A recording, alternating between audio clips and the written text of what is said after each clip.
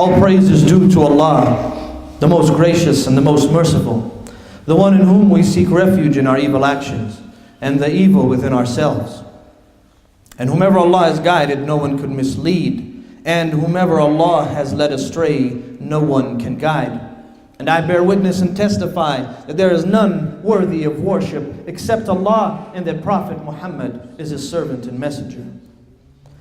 My dearly respected brothers and sisters, during the course of this week, seeing that Easter was going to fall on this weekend, I thought it to be beneficial to speak about Easter, its origins, and what it means. Then as the days continued, a matter was brought to my attention, and I should say it was a foolish matter, and I believe that many people have had a hand in spreading this matter. And it was that some ignorant person from the United Kingdom sent a letter to some masajid and some Muslim communities in trying to establish something so foolish. He said he would like for April 3rd to be a day called Punish a Muslim Day. And it came all the way out of the UK, and somehow all the way here in Nashville we're hearing about it. This is the way the world works now. If it had not been for the will of Allah, then for social media, for all the news to promote this, we would have never heard about it, and it would have never have spread. And this is not a good thing about how easily accessible things are to us. Sometimes it is harmful like this. So now you have this idea about somebody saying we should have a point system on whether you hurt a Muslim or deface a mosque or remove the hijab. You receive such and such amount of points. What am I going to do with those points? Do you redeem them? What's the purpose of such a foolish thing? But know that Allah is ever watchful over everyone, and no deed goes unaccounted for. But how do we behave?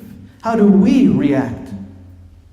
I'll start by saying there is no mystery that there are from the disbelievers, whether they be Jewish, whether they be Christian, whether they be atheists, whether they be people who are pretending to be Muslim but really they are hypocrites. From them are those that have always wished for the destruction of Islam. It's nothing new. Even Pharaoh, who came off as one of the biggest tyrants that has ever existed, ever. He used to tell his people as if he was worried for them. He says in Surah Ghafir, and Pharaoh said, allow me to kill Musa and let him call upon his Lord. I am afraid that if he is allowed to continue in his invitation, that he will change your religion, speaking to his people, as if he's worried for them. He said, I'm afraid that he's going to change your religion or he's going to spread corruption through the land. What was Musa teaching? He was teaching, believe in Allah, worship Allah, be kind, be generous, be charitable. Musa says, Inni udtu bi Rabbi wa Rabbikum.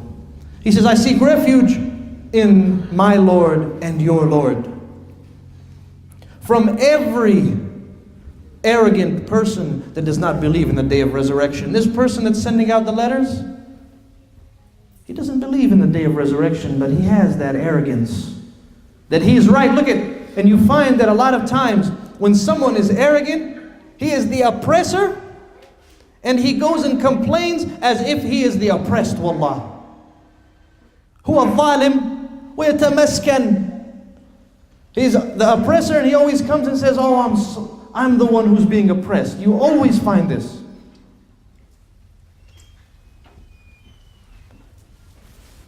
The ayat continue. I'm trying to give you a picture, an image, that this issue about there are people that wish bad for Muslims is old. And you need to be aware. You need to teach your kids, you teach your families. Treat people kindly, with respect. But if somebody comes and is trying to harm you, don't be afraid by anyone or anything, only by Allah. Even if you were to taste some kind of harm, it is not because of that person's strength over you, it's because of the decree of Allah. The verses continues. And a man that was a believer from the people of Fir'aun said, will you kill a person because they said, my Lord is Allah? Isn't that what you all say? Isn't that what the Muslims of the world say? Our Lord is Allah. And if what Musa is saying is a lie, then he will be held responsible for his lie. But if what he is saying is true, then you will taste that which he promises for those who disbelieve.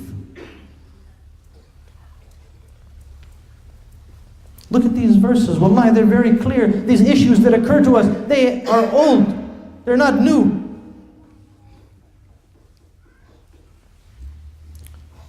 In Surah Ali Imran, Allah subhanahu wa ta'ala, He says,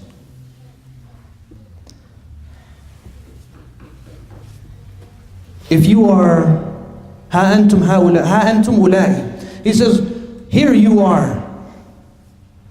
You love them and they do not love you. And is referring more specifically to the munafiqeen, to the hypocrites, those who showed their Islam but inside they had disbelief. And this is the same for whether it's hypocrites, Jews, Christians that have this kind of feeling that wish you harm. It is across the board. It says, here you are, you love them, yet they do not love you. You believe in the entire books, Torah, Injil, Suhuf, all the books that came, you believe in all of the books. And when they face you, they say, we believe. This is how you find people today when they're in front of you. They say, yes, there's no harm coming from me and we're okay, we're on good terms. And then when they turn away, it says they bite down on their fingernails in rage. And Allah says to them, tell them, die in your rage, perish in your rage. That doesn't bother me. You don't like me? Big deal. Big deal. I was not oppressive. I did not transgress. I did not do crimes. I did not harm. Besides, I said, my Lord is Allah. Why should I be worried? But we should take precautions. We should be aware in our masajid when we go out, when we go here, when we go there with our families. Be respectful, be courteous. But don't be weak. Don't be cowardly. Don't be afraid. Fear Allah. And whatever harm affects you, be patient. And this is the next verse exactly.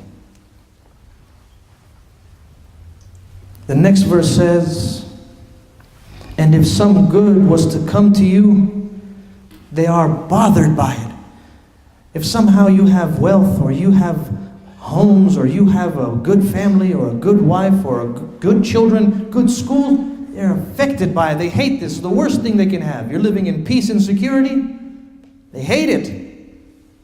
But, or he says, and also, if some harm comes to you, they are pleased by it. That's their favorite thing. Better than something good happening to themselves, they wish something bad happens to you. This is normal. There are people like this. Don't be surprised. Then Allah gives us a solution, whether it be this or whether it be that. In tasbiru wa tattaqu, be patient and be God-fearing. That's your solution. If you were to have some of this harm reach you, be patient. Don't let it affect your religion. Don't let it affect your wife's religion. Some of these things are, especially wallahi, the predator, he looks for the one who is weak and goes for that weak one.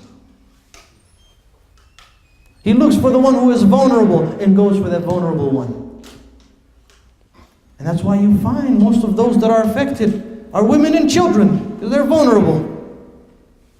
They're minding their own business, walking about, and they'll go and affect them. So when something like this happens, sit with your kids. My son, my daughter, how was school today? Did you feel this? Did this happen to you? Did that happen? Don't let anyone make you feel miserable or bad because you are Muslim. Don't let anyone make you feel like you must hide it because you're doing something wrong. Isbiru wattaqu. Be patient and be God-fearing.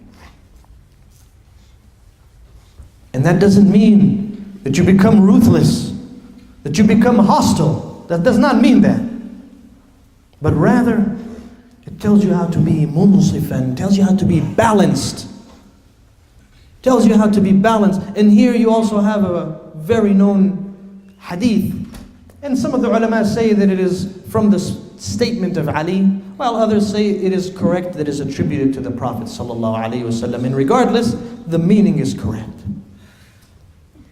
And it says, أحبب حبيبك هونا ما عسى أن يكون بغيضك يوما ما وابغض بغيضك هونا ما عسى أن يكون حبيبك يوما ما. In this hadith, some of the ulama, like we said, says it's a statement of Ali. Some say it's a statement of the Prophet ﷺ. Regardless, it is still an accurate statement. And then it says, love your beloved in balance, or to a certain degree. Meaning, don't love someone so much that you are going to overlook any wrong that they do. And then it says, and dislike the one that you hate to a certain degree. Meaning, don't hate somebody all the way so much that if they become your loved one day, you can no longer love them anymore, because you have done things that are irreversible. And this should also be something in how we give da'wah. When you love somebody all the way, you love them even with balance, to where you do not overlook haram, to where that you do not support them in something that is against your religion. Because also one day that person can do what? Can be someone that you dislike one day, and vice versa. Islam is a religion about being balanced, being fair, being just, keeping the great qualities of honor and dignity and respect amongst the people. These are long forgotten qualities. May Allah return us back to have those qualities of Islam. May He make us steadfast and strong in our religion. Ameen. May He make us from those that are safeguarded under His protection. Ameen. نسأل الله بمنه وكرمه أن يحبب إلينا وإليكم الإيمان وأن يزينه في قلوبنا ويكره إلينا الكفر والفسوق والعصيان. اللهم أرنا الحق حقا وارزقنا اتباعه وأرنا الباطل باطلا وارزقنا اجتنابه. اللهم لا تدع لنا ذنبا إلا غفرته ولا هما إلا فرجته ولا دينا إلا قضيته ولا حاجة من حوائج الدنيا إلا يسرتها يا رب العالمين. اللهم احفظنا يا قوي يا قدير. اللهم احفظنا واحفظ زوجاتنا وأبنائنا يا علي يا قوي يا قدير. نسأل الله سبحانه وتعالى بمنه وكرمه وبعزته أن يحفظ جميع المسلمين. ربنا آتنا في الدنيا حسنة وفي الآخرة حسنة وقنا عذاب النار. وصلوا وسلموا على نبينا محمد وعلى آله وصحبه وسلم تسليما كثيرا والحمد لله رب العالمين.